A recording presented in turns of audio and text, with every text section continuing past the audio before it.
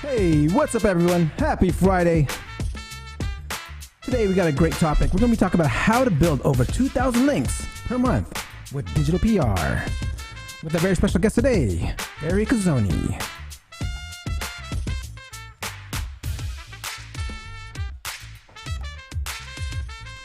I see a few of you out there. Be sure to say hi in the live chat.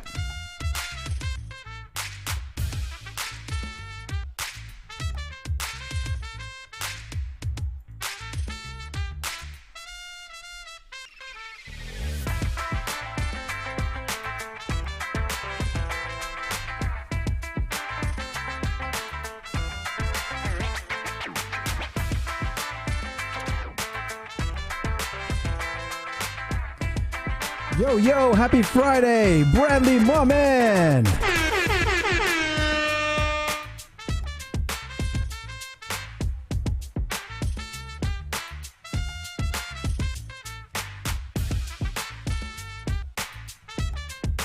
Yeah, Bradley, you should check out some of his videos that he puts out. These PR videos, they're freaking hilarious.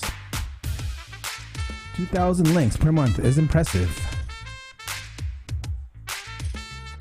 Today's topics, we'll be talking about how to build over 2,000 links per month with digital PR with our very special guest today, Fery Kaszoni.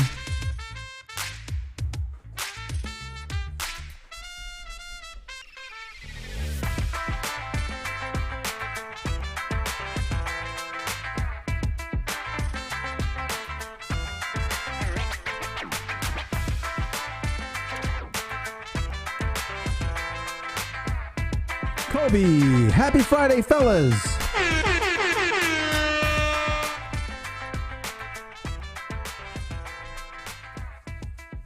Today's topic, we'll be talking about how to build over 2,000 links per month with digital PR with our very special guest today, Fery Kaszoni of Search Intelligence.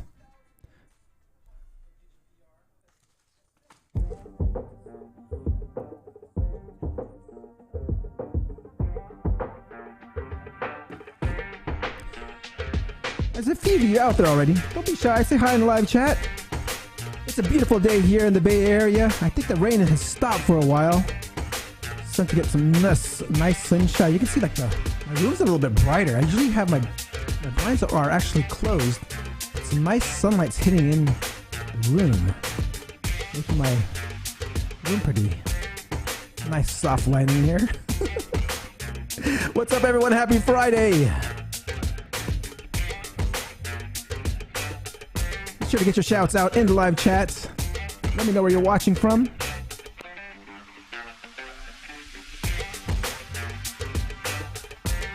Still waiting for Fery to get in the back room. Still got about 6.5 more minutes to go. A lot more time. Get your drinks ready.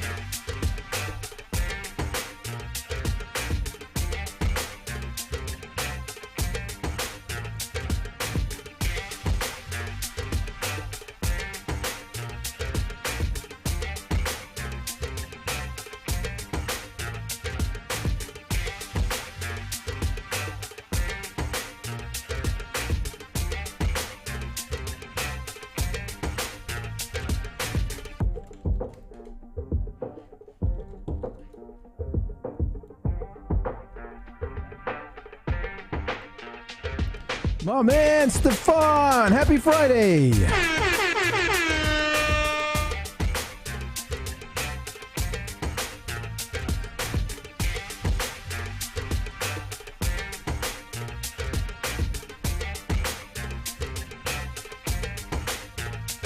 Today we'll be talking about how to build over 2,000 links per month with digital PR with Fery Kaszoni of Search Intelligence.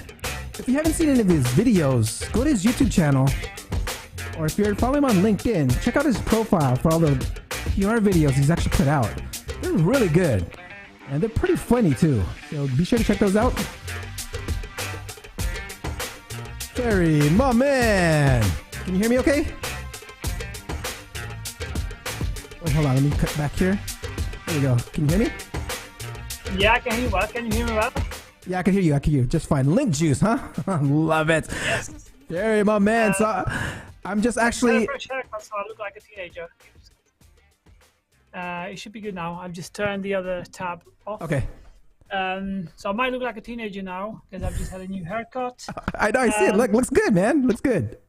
And we got this, trademarked link juice, which, by the way, is trademarked now. So we can use it on drinks and anything, any merchandise. Oh, nice. Quite cool. Love it. So I'm just going through, just talking to people on the live chat, and I'll introduce you in about 8 minutes after 12 my time, and you can say what's up to everyone in chat. People are saying hi to you, and I can't wait to get started. Same here. I'm trying to arrange my tabs. Get things ready. I actually didn't recognize you when you first went on. I'm like, wait a minute, his haircut's different. Yeah, no. It's the thing is, it's also 8 o'clock in the UK. So my eyes might be like I might have some bags. No, you look good, brother. You look good. The effects of the morning coffee are long gone. So yeah, I've got some vitamins and some L-arginine to boost my brain a little bit. There you go. But it's all good, man. You need to drink some of that link juice. Yeah, that's not link juice though. It's just water. But yeah, we'll start doing actual drinks, and we'll have like caffeinated drinks and all kind of stuff for the SEO world. To be able to rank better, like rank more websites, right? Yep, love it. Good. All right, everyone, if you're just joining in, we have about less than 3 more minutes to go. Maddox, happy Friday, Dre and Fery. What's up, Maddox? Today we'll be talking about how to build links, 2,000 links per month with digital PR, with a very special guest today, Fery Kaszoni of Search Intelligence. So get your questions ready. This is going to be a great one. And if you're in the live chat, be sure to say hi and let me know where you're watching from. Oh, yeah. How is, you said something about the rain in your area? Yeah, it stopped raining. So it was just pouring and raining over here in the Bay Area. And it doesn't look like it's going to rain for a while. And the sun's really nice and bright. So I'm loving the California weather. Oh, yes. We had like rain for like 2 days now in the UK. It's crazy. I thought you were in the UK when you said about the rain, but then you said California, so I don't know. I'm an opposite end of the world, yeah, right? It's Yasmin, yeah. Happy Friday, fellas. Hello, Yasmin. There we go. Man, I've been watching some of your PR videos. Man, they're hilarious. I love them. I love them. No, they're good fun. They're good fun. I always said, we need more entertainment in this industry. We need more of the Hollywood stuff in SEO, right? Yeah. So let's just do it. No, I'm actually pushing everyone back into our own video production. Like, I'm pushing lots of money into just creating entertainment instead of just, sitting on money. We just push back everything into video production. We have our own studio now. So yeah, just lots of entertainment. Love it, love it. I mean, I swear, the one where they kicked the ball through the window, I was waiting for the ball to hit you the whole time. Right? The whole time. I stayed to the very end to watch the video, see if the ball's gonna hit you. No, yeah, it's my biggest tasks, the tasks that consume my days are coming up with ideas for content. Mm-hmm. That's where I spend most of it. And then, in meetings with our team, so we can develop systems and processes. But creative is a big part of, my job. Just finding interesting ideas, making people feel good, educating them, informing them. I think that's the way to be. All right, guys, we got 10 more seconds to go before we start the show. So, Fery, I'm going to put you on mute real quick, and then I'll unmute you right when I introduce you. All right, guys, 5 more seconds. Let me go ahead and get things ready here.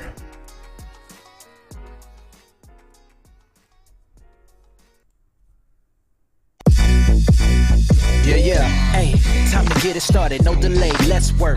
Wanna see you be an SEO expert. Paul Andre De Vera, steady dropping knowledge. Over 15 years in the game, so he knows all about it. Master the art of SEO, you will be amazed. Time to get your brand off page to on page. Dropping knowledge, legendary for sure. Whether you're just getting started or self-employed entrepreneur. Yeah, let's go. Subscribe to the SEO video show. Hey! Hey, welcome to another episode of the SEO video show where SEO is alive and fun. My name is Paul Andre De Vera, aka Dre, and I curate SEO videos released in the past week into about 1-minute clips. My favorite part of the show is when I get to introduce my guest, and my guest this week is the Managing Director of Search Intelligence, Fery Kaszoni. Before we get started, let's say what's up to everyone in chat. See Yasmin, Maddox, Stefan, Kobe, Bradley, Nikhil, Luther, Hannah, Victor, so much more. Thank you again. Please support the channel by liking and subscribing. And now let's get on with the show. Hey Dre, what's the optimum view for an SEO? Page view. Get it? Page view.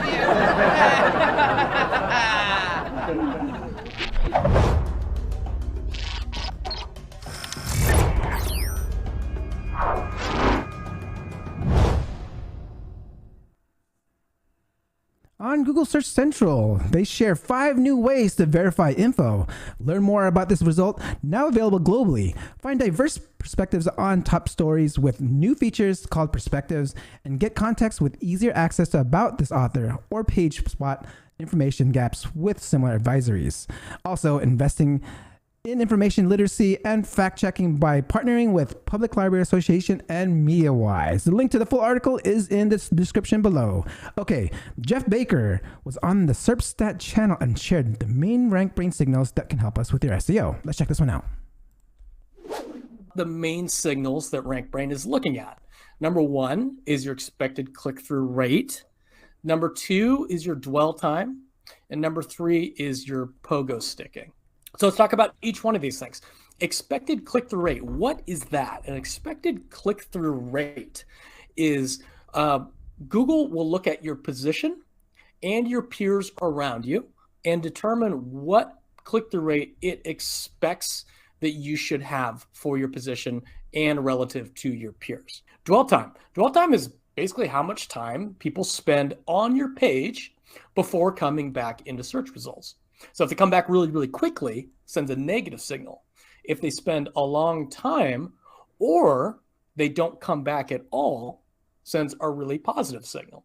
And then the last one is pogo sticking. So a pogo sticking is when somebody comes to your page and then they go back to search results and then they click on another result. So basically what they're doing is sending a signal that you didn't fully satisfy why they searched for what they searched. So they're weaving together a complete answer by clicking on other results.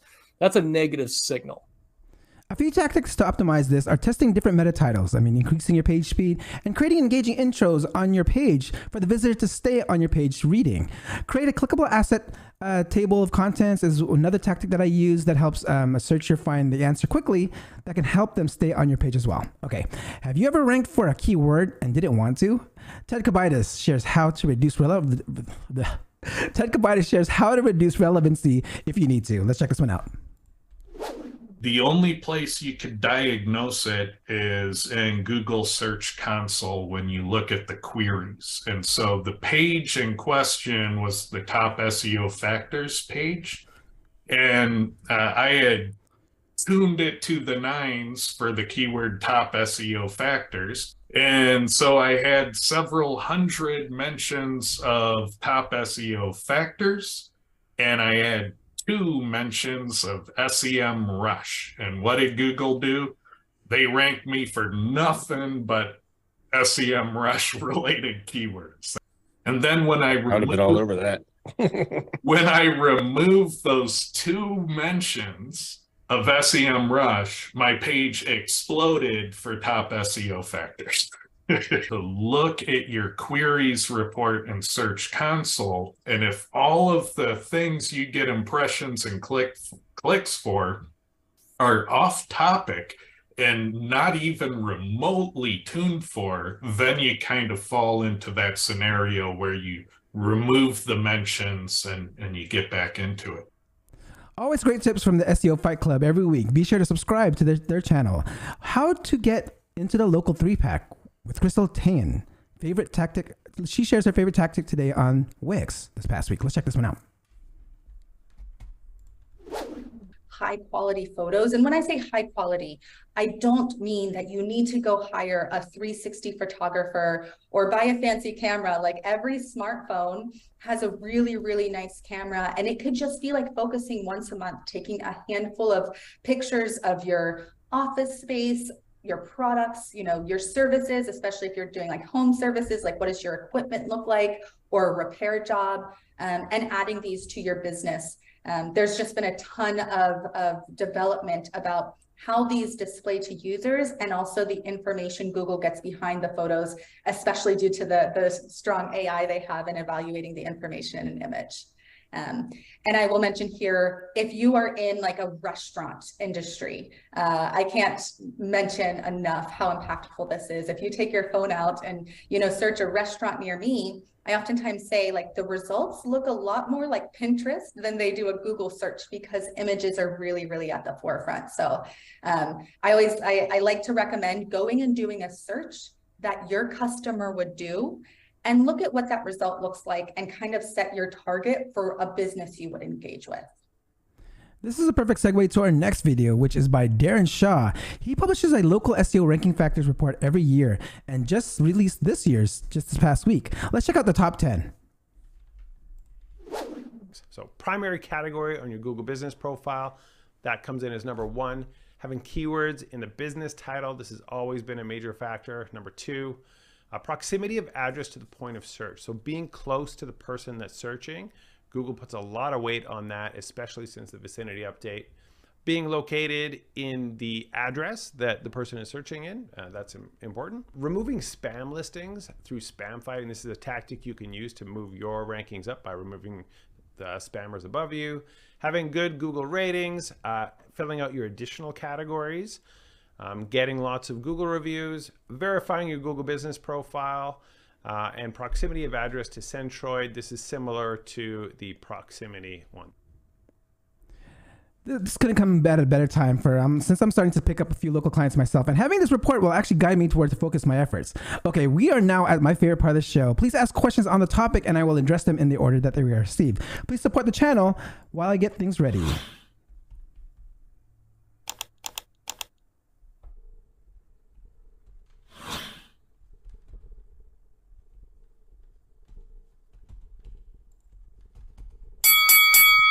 Fery is a search engine enthusiast and software developer with extensive experience in building complex data systems. He currently owns and operates dozens of SaaS platforms with a network of websites reaching millions of users every month. He is consistently publishing interesting case studies on SEO and successful websites. He is able to create buzz with no time, and his SEO methods are somewhat revolutionary. Please welcome the top reactive PR link builder expert in the world, Fery Kaszoni.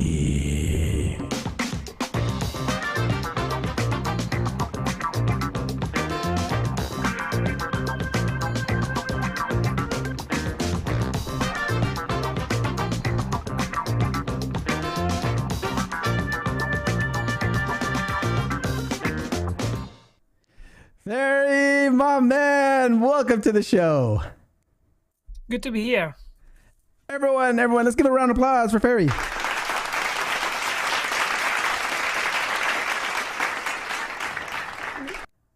Before the show, I said to you, we need entertainment in the SEO industry. You do have entertainment, man. It's crazy. It's good. I love it. I love the intro. I love the style.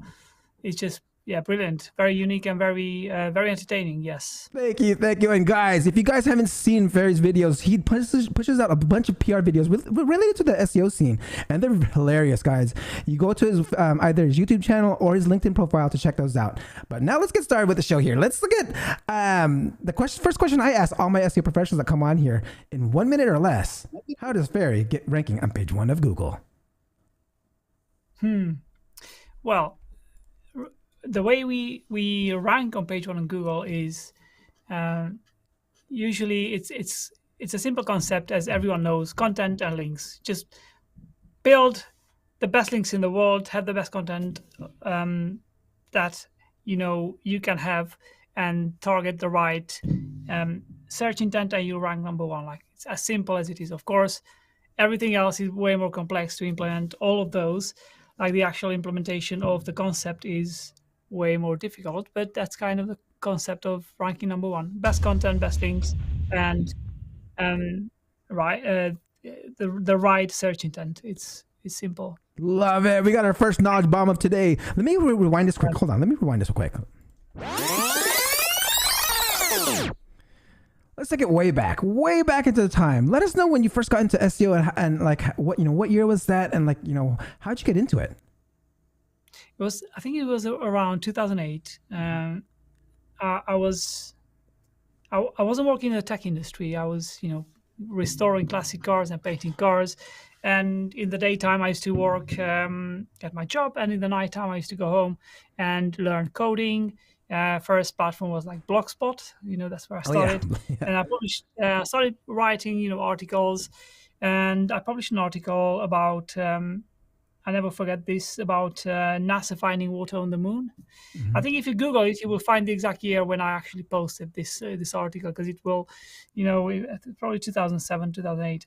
And the article got like 20,000, clicks from Google, because it ranked, I think, on top of Google for NASA finding, water on the moon.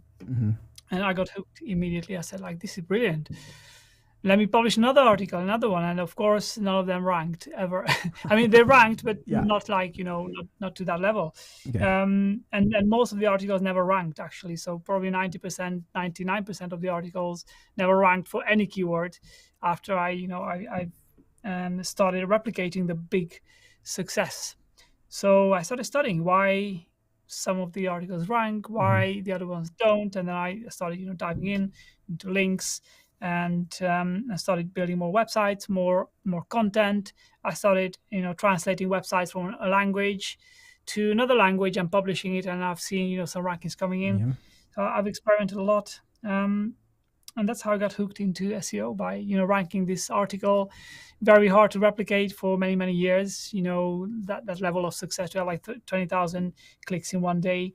But yeah, it really got me hooked.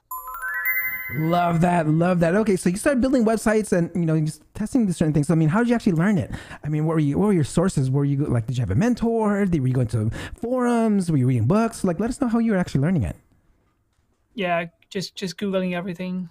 Just Googling tutorials, watching videos. Probably a typical story of of people coming from like a non-tech background and then figuring it out. I think it was just lots of sweat equity that I put in. I've worked hard. I spent thousands of hours to learn and watch videos and experiment and modify, the CSS a little bit, and then finding, the logo, making the logo bigger, right?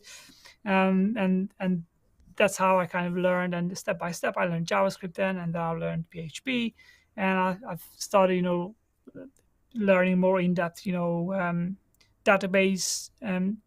Database management, and I started making the connections. I knew SQL, and then I knew PHP, and I could start building dynamic websites, bespoke websites where I generated thousands of pages or hundreds of thousands of pages.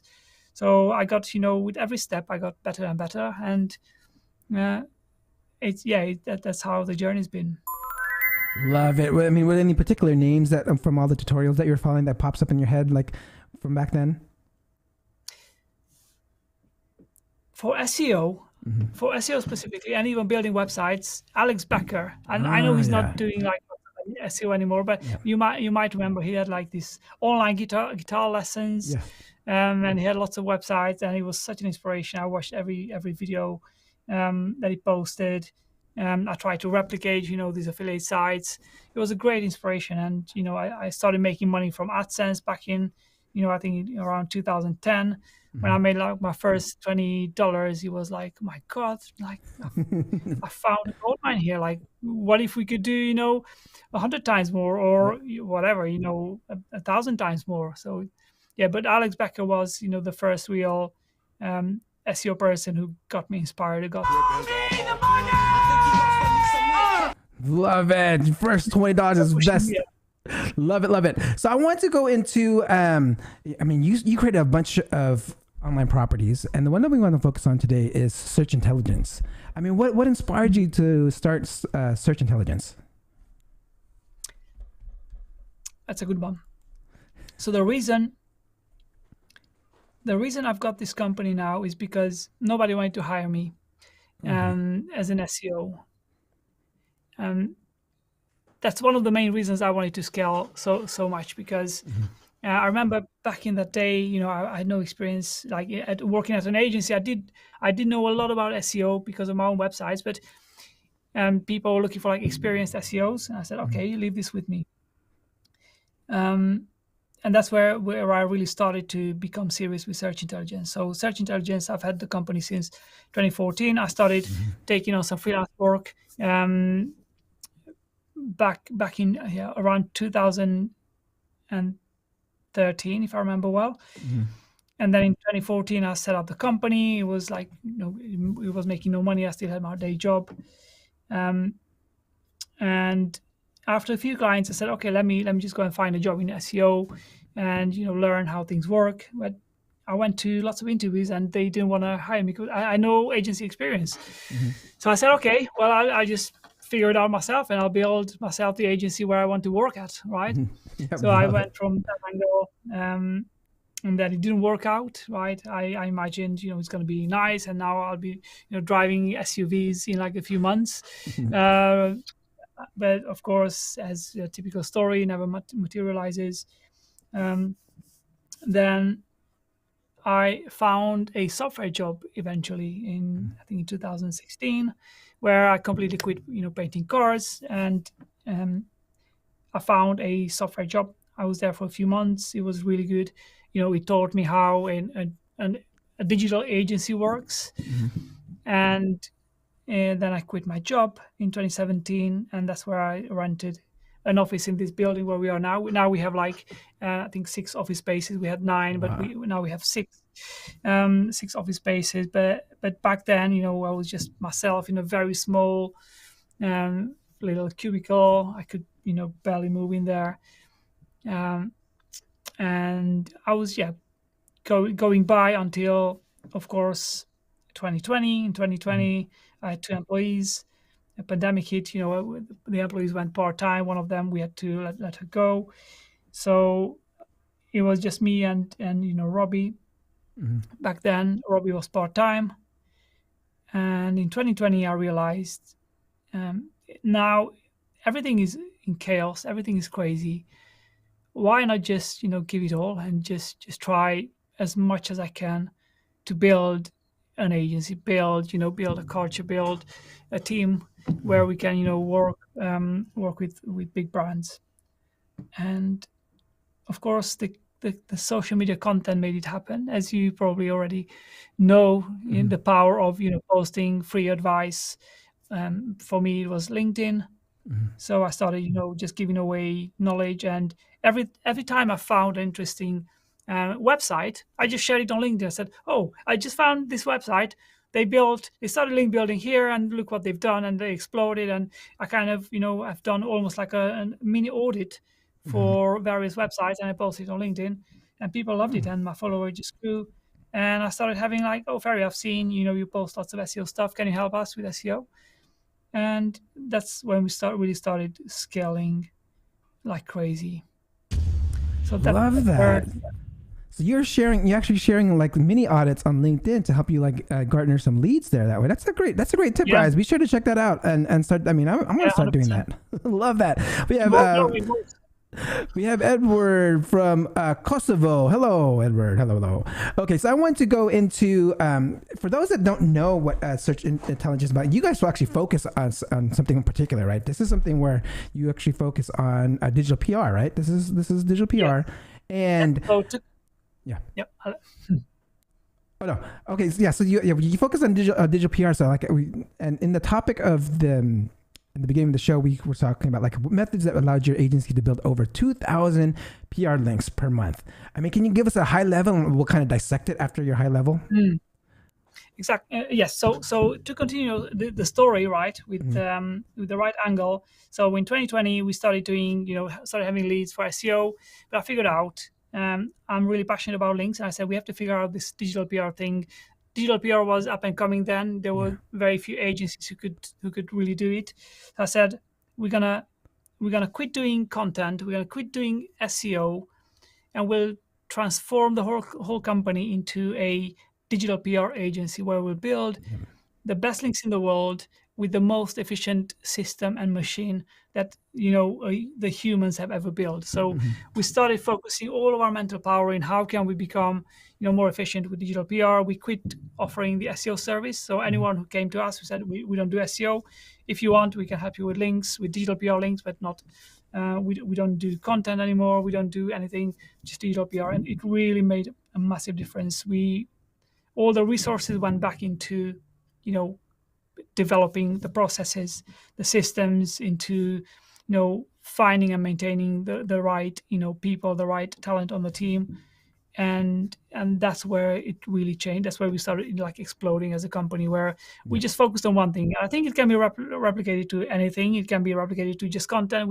There are some content agencies who are really, I know Nick Jordan, he's just doing content, and they're also flourishing. So I think being sharply focused just on digital PR was the big, that's where we started becoming like a, like a big agency. Not a big, I mean, we're not big, 50 something people, but bigger than, just 10 people.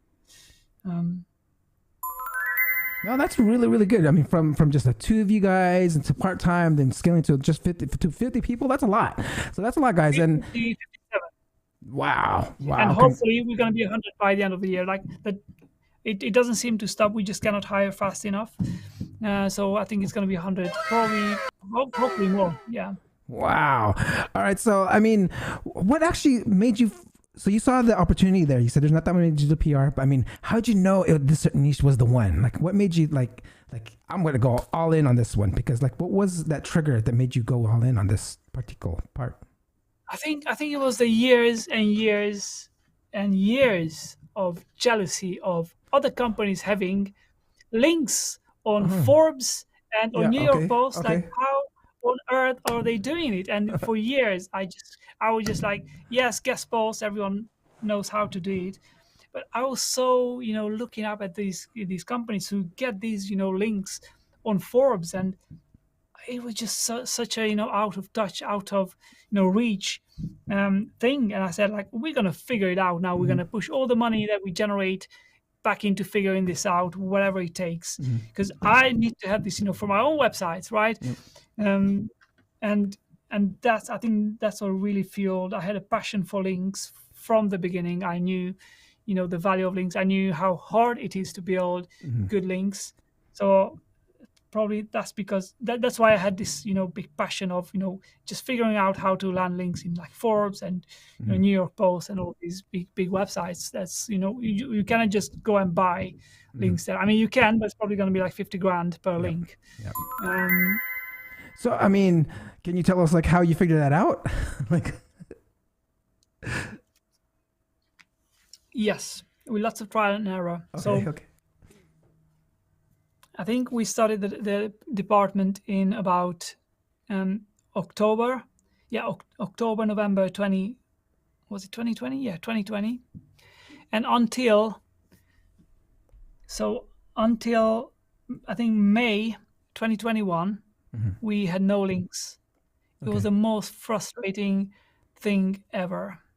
So we launched these campaigns that we thought they are fancy and they are nice, and nobody cared about them.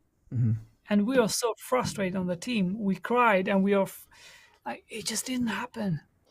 It just didn't happen. And, eventually, step by step, again, we started figuring it out. We started, re-angling. And after a half a year of, we just hired lots of people, and then we trial and error. It was testing people, testing systems, testing processes, until eventually, if you go long enough with something, eventually you'll figure it out. And I think that's what we've done. We just kept on going without any intention of ever giving up until we figure it out.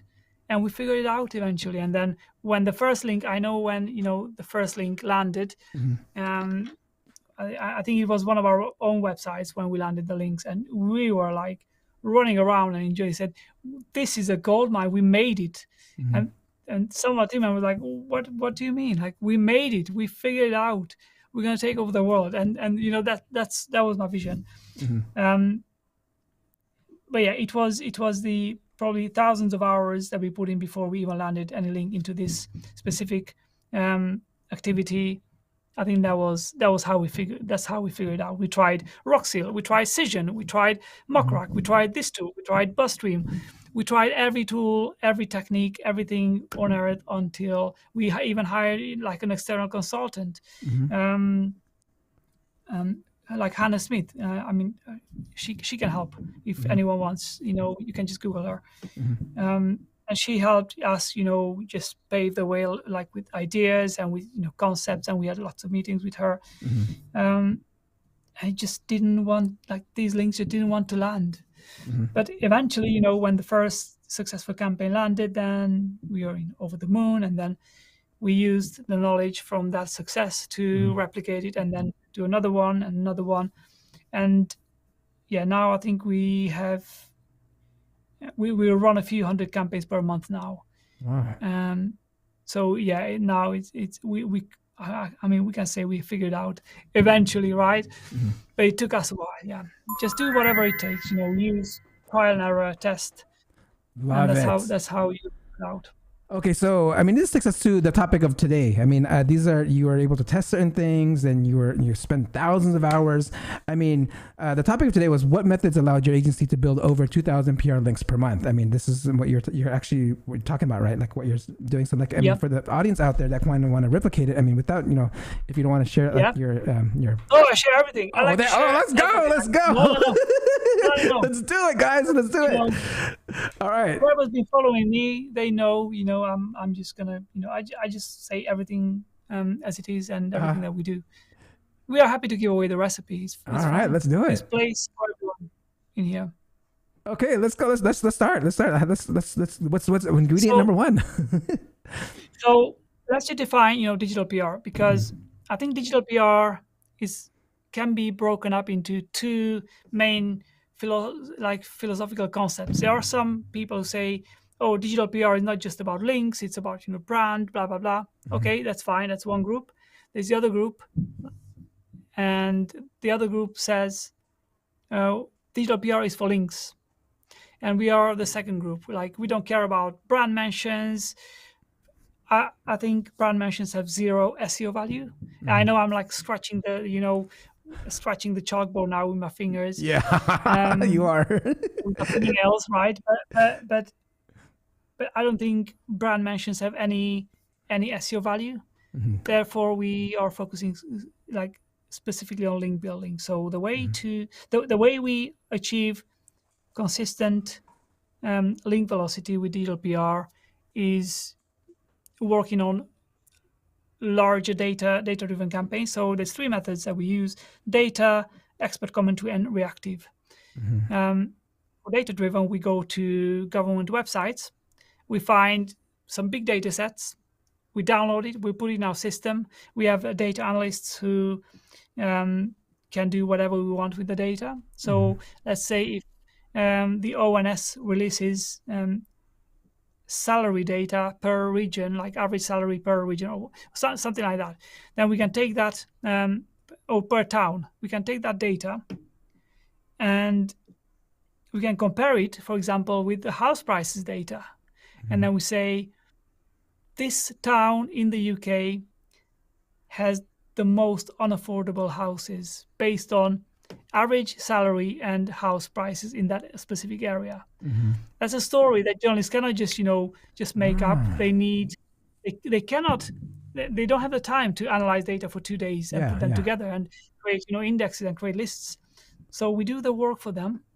And then we have different angles. We can go to Oxfordshire, and then we can go to publications from this region and that region. And then we say, in your region, this town has the least affordable, houses, or in in this area, even though the salaries are lower than in the other area, people can still afford, better houses or something like that. Right? It's just an example, but it can be anything. Like you can make 2 or 3 or even 4 data sets work together to create a story that journalists cannot just easily put together, and then they will cover it because it's literally we are their data team. We are like their their colleagues who help them with some interesting insights. That's a great tip right there, guys. Be sure to write that one down. Yeah, it's if you want to be a good PR, you have to imagine that you are a colleague of journalists and you are there to help them. You're not there to help your client get links. You're there to help the journalists. Yeah. If you do that, your client will get the best links, right? Love it. So that's where a PR should focus. How can I be the best friend and the best extension of this journalist? Got it. So are there any other data places that you go to besides government websites, like for the audience out there? That we go everywhere. We can even like Numbeo. I think it's numbeo.com, where you can literally it's a gold mine. You can find food prices for almost every city in the world, or you can find how much a bucket of flour costs in every city of the world, and then that's a story for Valentine's Days or like for Mother's Day or something like that, right? And you can compare that the flour, the prices of flowers to, let's say, salaries per region, and they say in these, in this city, in this European capital, it's the most affordable to buy flowers to your mom or Mother's Day or something like that. I know this might be like not a good example, but just to highlight the fact that lots of data points can be made to work together. Like numbeo.com, I think it's one of the best places to go for data. But also any government website. I know in the US there's like census data, and there's literally unlimited data sources that you can leverage. Government data is very good because they have so many branches, they have so many industries, there's so many niches where they have data about everything. And that's where that's the first. And also government data is trusted by journalists because it's like it's the data from the government, right? Yep. It's a big leverage there. So now that we got step 1 away, I mean, like that's one thing that you guys can do, like where you actually create these headlines for the journalists. I mean, so are you actually creating content around it? Like, I mean, what's once we get that? I mean, what's the next thing we do? So we create a report. Oh, so okay. We get the data, and then we say, okay, let's write a very compressed report about what we have found. And then we write, probably about 1,000, 1,500 at most words of report about the data that we have found, and then we have to create the right angles, so it also sounds interesting to the journalist. So you have to present it in a way that it's catchy, it creates emotion, and it's got like some interesting factors in it. So yeah, just create a report of like 1,000 words, and outline the main findings, the most shocking findings, put them on top, and then share it with journalists from the same niche. So if it's a finance data that you analyze, then go and find journalists who write about finance and send them the email, right? Love it. So now the next step then is, where do we find our journalists? Like, where are you finding your journalists to like pitch? Yeah. So I know many people say, oh, where's like a cheap source to find journalists? There's none. I mean, yes, there is like Prowly, that's cheap. I think Peachbox, but they are not at the level of like proper, roxhill.com, Roxhill Media. They have a team who manually, vet journalists. They have crawlers who go away and find articles published by journalists, and then you can search by keyword. So you know exactly what every journalist writes about. So it's a very high quality database. You can literally filter by region, by industry, by topic, and it's really good. So rocksil.com. You can use just one, but we use two databases. We use Rocksil and Muckrack. Muckrack is the same as Rocksil. The only difference is what we have found, and maybe you're not using it right, but what we have found is Muckrack is more focused on the US. So if you want US journalists, then go to Muckrack. If you want more UK journalists, then use Rocksil. They both have lots of US and lots of UK journalists, but what I've found is, one of them is stronger in this, slightly stronger, and the other one is slightly stronger in the other area. And then there's also Cision. Cision and Felio. Yeah, I'm aware of. We used to have all three of them. We used to have Cision, Rocksil, and Muckrack at one point. We by the way, we pay a lot. We pay, like, for the two tools now, we pay 50 grand a year in licenses. Yeah, and we also used to have Cision. So we gave up on Cision because nobody was using it. Everyone is using, Rocksil and Muckrack. Got it. But there's these four, I would say, are the industry leading media databases for PR. Love it. Okay, so for your personal experience, where you were actually building 2,000 links per month to your own agency, I mean, what was the most successful campaign? Can you walk us through one of the campaigns that actually is bringing in more links to your agency? I think one of the most successful one, I even have a video about that. It's the most intelligent royal. The most intelligent royal. That got like 200. I think like 200 links in total. It also got like a big, debate on social media, like, because Meghan Markle came out on top. That was we have lots of other campaigns like 100+ links. Yeah. Typically a campaign gets like from 5 to like 10, 12 links. It depends, but some of them go really crazy. And this one was specifically a crazy campaign. It was like, we were buzzing there. Like, the links, we just, from Japan to Singapore to the US to every country in the world, talked about our story, because it was about the royals. It was very polarizing, and the press knew that it's gonna get clicks. So it was simple research. Simple. I make it sound simple. Oh yeah. It was simple research. We went to we went to every university. By the way, so we didn't go to universities. We went to an index of the top universities in the world.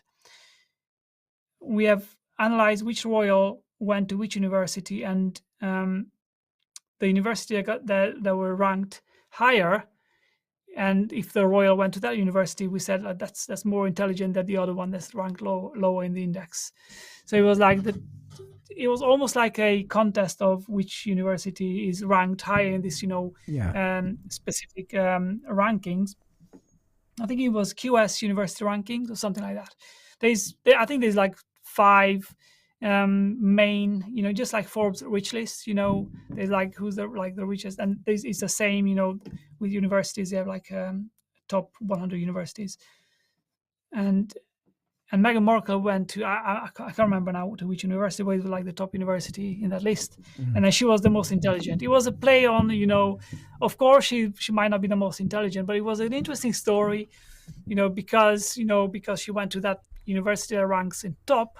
We assumed, like we said, like she might be the most intelligent. People on Twitter, oh my God, it was crazy. Everyone was talking about the story. Like New York Post and everywhere. And it was for a client who provides summer courses at Oxford University. So it was a really good. It was Oxford Royal Academy. So it was quite a good, relevant campaign, right? Yep. By a company that also provides courses at one of the top universities in the world. Got it. Quite good. Love that. So, okay, this actually brings me to my next question here. I mean, how do you measure the success of a digital PR campaign in terms of, SEO link building for your clients? Yeah, good question. It's always interesting to talk about this with new clients who are not specifically SEO savvy. So I just had a meeting yesterday with a client, and we talk about the potential campaign that we'll do for them. And they ask, okay, what when we launch this campaign, like how many leads are we going to get, from this campaign? I said like 0. And they're like, what do you mean we're going to spend like $5,500 with you and we got 0 leads? I said, yes. And they were very confused. Said, this is not a lead generation service. It's a link building service. You will get leads when you do this consistently, and the links will elevate the rankings of the website. That's where the leads will come in. It's not gonna be because you created a study on whatever in your niche. That's not gonna get you leads, but it will get you links, and therefore links will increase your rankings, and that's how you will actually get links from our service. And then they understood, right? And then it's a different discussion than when you make them understand. So we don't measure clicks or anything. We measure how many links did we get with this specific campaign, and then if it hit the KPIs, then we just move on to the next campaign. It's just, I think most of our clients are either SEO departments of larger companies. We work with some nice companies out there who have like different SEO departments, so we help them with these, and those are the those people understand the value of digital PR. Yeah. People who just want, we launched this new product and we want to, get ourselves out there. Then whenever they say this, then I know that we have to have a serious discussion with a client, with a potential client.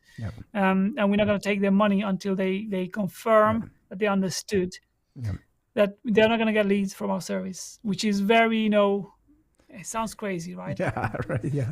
But they have to understand. Yes.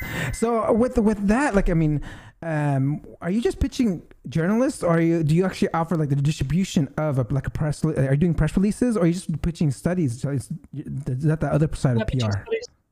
We are pitching studies directly to the journalists in personal inboxes. I got it. Yeah. Okay, so I mean, once you find these journalists, what's your pitch to them? Like, I mean, how's the outreach to the journalists? Like, how will you bring it to these journalists and present it to them? Yeah, it's a normal email. We don't upload any documents, any PDFs with our study. We just put all our study in an email. If we have to, we also have tables in there. We format it nicely so it's easy to be scanned, and we just start with whatever journalist name, a study by client name, reveals the areas in the UK where the speediest areas in the UK, according to data analyzed from the Office of National Statistics. And then we start outlining on top of the list is this town, based on 200 accidents per 1,000 inhabitants per year, or something like that. I don't know. I'm just coming up with numbers now. Yeah. And then we go to second and third, and then we, also do the bottom. Like, these are like the best place and the worst places in the email. And if we have a spreadsheet with some data, then we put the link to a Google Doc with the spreadsheet. And then at the outro, we say, if you like the study and if you are using the story, please credit our client with a link. And that's pretty much it. Love it. Okay, we're going to take a break from me asking questions. We're going to go ahead and to the audience. And guys, if you have any questions, start asking them in the live chat right now. We have one from Edward. Let me see, pull his question up here. Edward says, Fery, you are amazing and a huge inspiration. I learned so much from you. You mentioned jealousy toward great brands. Do you still focus on your own sites, or are you too busy working for others? Yeah, good question. I stopped focusing on my own brands completely. We don't do any work on our websites. I know we should, but there's zero work. I think some of our calculators are like way outdated. But all of our efforts are going now towards the agency, and we just want to build this up like even more. We want to go, 100 employees, hopefully 500 employees. So it would be a massive distraction for us to, start focusing back on our own websites. They are there. They generate like a few £1,000s per month in passive income now from ads. But it's not a big business for us. Like, our own sites now are not a big business. digital PR is where we really cracked it. We kind of pivoted, and then this is where we want to, keep on focusing. Maybe in the future, but for now, digital PR and also video production. Yeah. Which we now have a studio. We have crazy things are going to come soon with these videos. But this is where the focus goes. Yeah. So we were talking about your videos. We were talking about your video production studio before the show started, and so I'm curious, like, what are you gonna be doing there? Is this for your clients, for yourself? What kind of videos will you be producing for with your video production company? It will be for ourselves, mostly, but we already have some I think the company makes like £1 billion a year, and we already started producing some videos for them. Nice. So we'll have the video production as a service very soon. We just do it for ourselves first to prove the concept. I mean, it brought in £3 million last year, into our business, just having creative content. So it works. And once we develop this service, then we will definitely start selling it to other agencies, to other companies as well. Love it. Okay, I want to talk about some of your videos here because I mean, a lot of them are really, really good. And guys, if you guys haven't caught this, be sure to check out his YouTube channel. It's your name, right? Fery Kaszoni. You can check out the YouTube channel. Check out also his LinkedIn and watch some of these videos. He has one with Leo DiCaprio and all these other famous people and so many skits too. So I'm curious, like, what are your ideas? Where do you get your ideas from? I mean, they're hooks. I was hooked on watching one of your videos till the very, very end. I mean, like, it's genius. Like, how are you like coming up with some of these ideas? That's gonna sound funny. I drive around with the volume at max in my car, and I listen to Lady Gaga, and that's how that's how the ideas come. I think just having the freedom to focus on coming up with creative ideas is how I come up with, because I have an amazing team. And I don't have to be in the business as much as I used to be 2 years ago. Therefore, I can focus on being extremely creative. I don't have to go in meetings. I only go in meetings with like new potential clients, or whenever a client asks for a meeting specifically with me. But we have a system and a set of processes where I'm not really needed in the operations of the business. Therefore, I can focus on coming up with these alien-like ideas. So I always imagine myself, and that's another thing. Sometimes I imagine myself. So before, I used to imagine myself being Elon Musk, and how would he think if he was me, right? So I used to think I'm like Elon. Now I think I'm an alien from another planet. How would an alien from an advanced civilization come here? How would they think of these, primitive us, right? Of these people, like, how would they come up with these ideas? And that's how I'm really pushing my brain. I know it sounds crazy. Fery thinks he's an alien. Sometimes I do, yes. Excellent. Man, it really helps me elevate my thinking and just come out of the box of because we are all in a box every day. We are always going on the same road, driving to work, opening the same door, switching on the same light. So there's like a pattern of thinking every day from the moment we wake up. And if you don't disrupt that pattern, and if you do the same things, just go on the same thing, do the same things, then you will not have new ideas. So in order to have new ideas, you have to start thinking differently, listen to different music, go on a different road.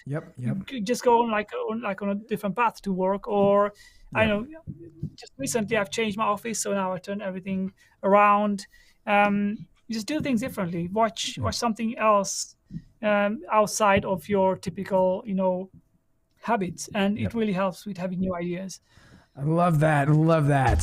I mean, that's something I was going to mention too, like, just taking different roads to go home, right? Just don't take the same route. I mean, you'll see certain things. Well, it's really, really powerful tactic, guys. I mean, it's kind of like a self-hack for you guys. So like, if you guys ever driving home, take a different route, take a turn, even if it's just around the corner. It will just generate some new ideas in your head and open up to new things. So I'm close to the end of the show here. So I have 2 more questions. And if the audience has any questions, please ask them right away before I ask my last questions here. So I wanted to go into like what kind of advice would you give businesses looking to improve their SEO through digital PR, like to get these high tier backlinks? What would that one piece of advice be? The easiest way for businesses to build links is to present themselves as experts in their field. They can do it themselves. They don't even have to hire an agency at smaller scale. So if, let's say, I'm going to just tell you an example of, let's say, a small business, right? They are a carpet cleaner. And there's the football game going on, the World Cup going on in the world. An easy idea, and we have actually done this, but just to show you how easy, and I make this sound very easy. It's not quite that easy, but it's easy. Like, they can do it. If they really want it, they can do it. A carpet cleaner can go and say, carpet cleaner experts from carpetcleaninglondon.com reveal 5 hacks to clean your beer from your carpet after the football cup, because everyone is going to spill the beer when everyone drinks beer when they watch football. So journalists will love it because they know their audience will click on it because it's a football happening, and they just make 6 or 5 paragraphs of this is how you clean your carpet, and then please link to us if you are using this story, and they will use the story if it's timed well. Again, a heating expert, if the winter is coming, heating expert reveals how to save money on your energy bills this winter. Every journalist will cover that story because they need experts. They need experts to articulate something. They cannot pretend they are experts, but if they have an expert giving advice to their audience, they will use that and they will link. So even a small department can do this internally. Of course, they cannot do 5 or 6 campaigns per month, or maybe 10 campaigns per month, but they will be able to get consistent links with this approach. Just find the right journalist, even manually, even without a database. You can do it at smaller scale. Just go to Google, use advanced Google search operators, and you will find journalists who you can pitch your stories to. So yeah, that's how with expert commentary, small businesses can actually get links themselves if they want to. Love it. Ending the show with the knowledge bomb right there. Okay, so my last question I ask all my SEO professionals that come on board here: if someone wants to get into the SEO game, become an SEO professional themselves, what would your advice be to them? Start your own website. Yeah, start and just aim to rank the website and start the website in a niche that you are passionate about first. Like your first website should be your passion project, because for many months you will not land, you will not have any rankings. But if you're passionate about a subject, you will keep on publishing and you will keep on doing things. If you just start something that you've heard about, whatever topic that's a cool thing in the affiliate niche or whatever, and then you just post with the aim of just doing something, then it's not going to work out, and you will not learn SEO as well as when you start publishing about a topic that you are passionate about. And yeah, start doing keyword research, and do work on your own website. Is the best way to learn SEO. Like, you can break things. It doesn't matter if you have the wrong title or if the website is down for 2 days. Like, the client will not email you and they will not be angry because your website. Yep. Love it. Thank you for sharing that. Okay, Fery. To make this episode feel complete for you, the stage is yours. Please, how can people get a hold of you, and any last comments that you would like to make? I think YouTube and LinkedIn specifically is where I share most of my content. I love LinkedIn, and you can find me on LinkedIn. YouTube is coming up because I will start posting way more. Like the next set of videos are going to be like crazy. Like, yeah, we have big plans for content. So LinkedIn and YouTube is where you can find me, and I hope I'm going to educate and entertain there. And I'm never selling there, so you will never see anything from me like, hey, buy from me. Like, all I'm interested in is helping others and educating others, and then the karma will take care of the rest. Love it. All right, let's give a round of applause, everyone. Thank you so much, Rick. Can you hold on for one quick second while I sign off here? Hold on for one quick second. All right, guys, that concludes another episode of the SEO Video Show. Please don't forget to like, subscribe, and support this channel. It really helps by liking, subscribing, and hitting that notification bell. And I will see you next week. Peace out.